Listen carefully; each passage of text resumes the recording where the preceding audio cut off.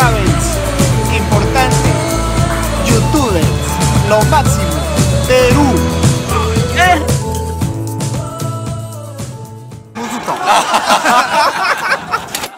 Iba-vlog ka rin pala, ha? Anong maka-advise mo sa mga yung mga bagong mag-apply dito sa Japan ba? Ano yung kasi veterano ka na eh. Ang mapapayo ko lang dito sa Japan, talaga napakahirap. Kahit anong trabaho mahirap. Tama. Pero ang trabaho sa Japan, kagaya namin, nasa shipyard, no? Talagang kailangan, kung gusto mo talagang gumanda ang buhay mo at ang sweldo mo, pag-aralan mo yung talagang Tama. yung kunyari, pag-welding, no? Ako, welder ako. Tama. Yung paghihinang kasi, alam mo yan, skilled worker ang ano dyan. Tama. May kung gusto nyo lumaki ang sweldo, tiyaga lang talaga. Magtiyaga, no? Tiyaga, oo. Hindi yung, alam mo na, high standard dito, malaki rin ang gastusin. Tama. Pero kung masipag ka, makakaya mo naman ang yung mga gastos-gastos na yan. Pero ano yung masabi mo sa ano yung maganda? Yung sa rad o yung sa CO2? CO2. CO2 yung maganda? Kasi ang rad, ginagamit lang karamihan sa mga planta, yung mga TIG welding, no? TIG welding. Tsaka pero dito sa CO2, dito sa dry dock talaga, mga tawag dito, mga CO2 talaga, MIG welding ang kailangan dito. Kasi mabilis, tsaka pulido ang hinang din. Tama. Pero kinakailangan talaga na pulido din trabaho, no? Oo, pulido ang trabaho para hindi ka, alam mo naman, siyempre, para kilalanin ng Pilipino. Tama. Gaya ko rito, nag-iisa akong Pilipino rito. Ilang years ka na dito? Matagal ka rin, no? 30 years na. 30 years, no? May anak ako rito. May anak, Japanese citizen siya. Japanese citizen, no? Si Mrs. nandun na, sa Pilipinas. Ano ka full name mo? Yung full name mo? Letigyo, apelido ko. Pero yung pangalan mo dito sa Japan, yung mga Eduardo. Edward, no? Lord, ano yung kasi yung sabi mo ba na yung asawa mo pinauwi mo kasi mas makaipon doon. Talaga kung dito pareho kami trabaho kasi mahina ng katawan, may sakit. No? Tama. Pero kung gusto niyo makaipon, mas maganda kung sa Pilipinas talaga yung pamilya, kaya lang malayo, mahirap din 'yon, no? Kaya lang tiis lang talaga.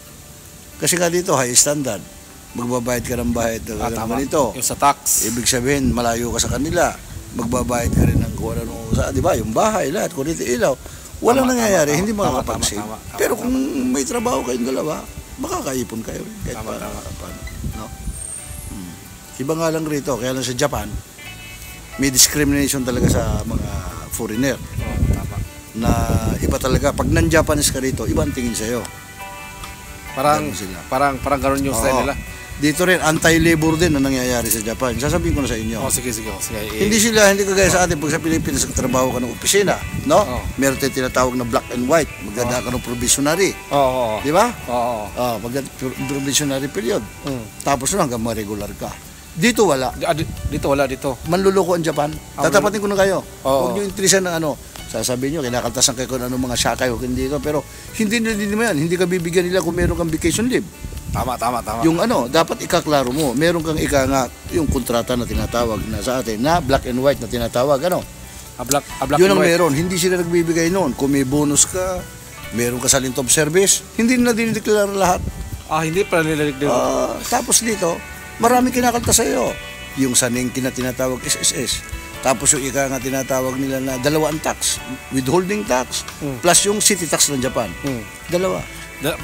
Dalawa yung ano. Napakahirap dito. Kaya kung hindi nga lang, ba't ka magtitiis ng mababang sweldo kung talagang kagaya ko. Tama. Lipat-lipat ako. Di ba? May edad na ako.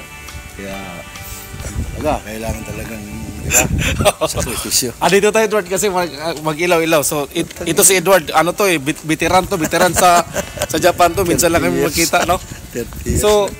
So, yung mapayo mo sa kanila na kailangan magtiis lang. Tiis lang talaga. Iwas bisyo.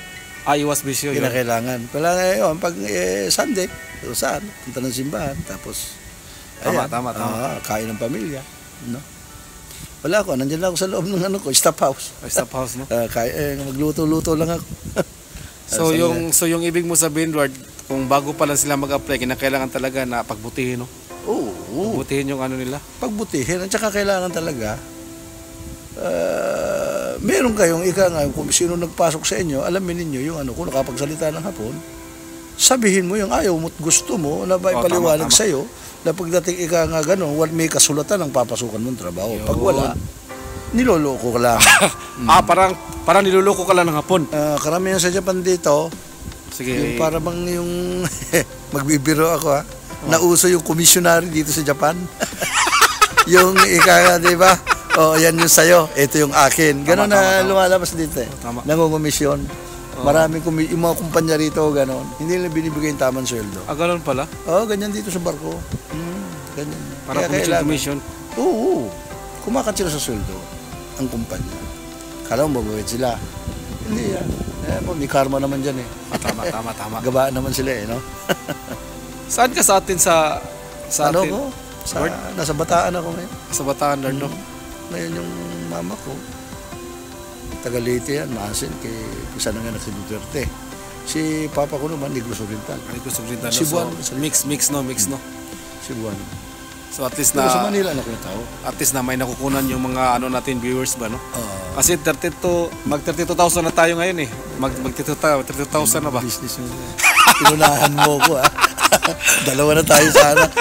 Magbablog sana ako. Kaya namin kung gagawin So mga ka-travelers, no, ito si Edward, ito yung pinaka the best na veteran na tao to sa mga welder. So yung may papayo mo lang sa kanila na kinakailangan na yung payo mo, Edward, yung hindi pa nakapagpunta dito ba, ano yung dapat gawin nila? Yung nag-a-apply pa lang.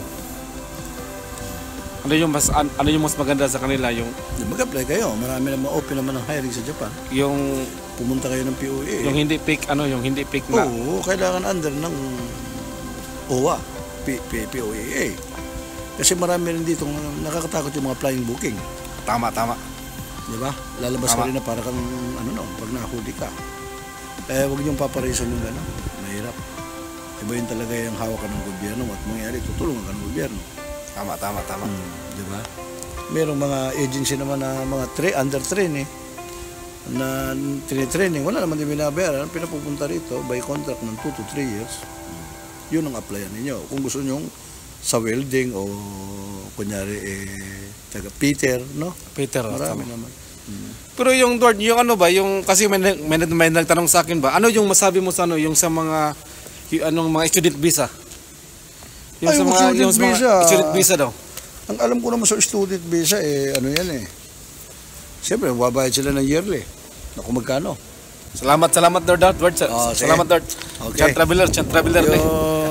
Sige, salamat. I-subscribe niyo siya, no? Maki-share kayo. Salamat. At pag medyo gumanda-ganda siguro ang ayos niya, kitaan niya, tutulong naman din yan yan ang rule sa vlog Alam mo naman, di ba? Pag nagpapasasa ka na, tumulong ka sa kapwa. Tama. Lord, salamat Lord. Inunahan ako, magbablog sana ako. Sige. Sa susunod.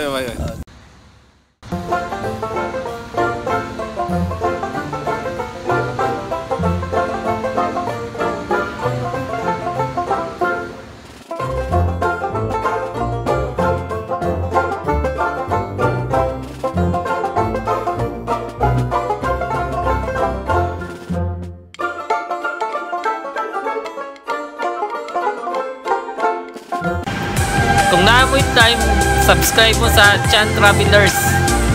Kung naamoy time, subscribe mo sa Chan Travelers.